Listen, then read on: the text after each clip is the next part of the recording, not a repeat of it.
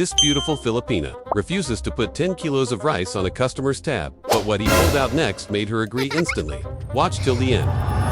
Nang, si Ninong, Bakit yun, nak? Wala naliligo.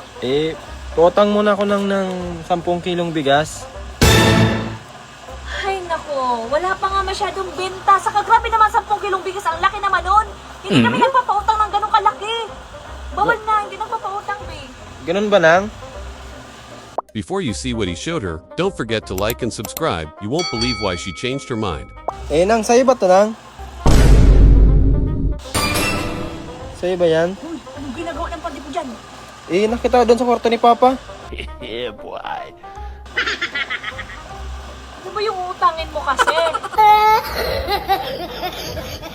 10 kilong bigas lang naman, Nang. Idagdagan mo pa. 10 kilo lang. Gusto mo isang sako na? Gawin natin. Sige na, nak. Sige, Nang, sige, Nang.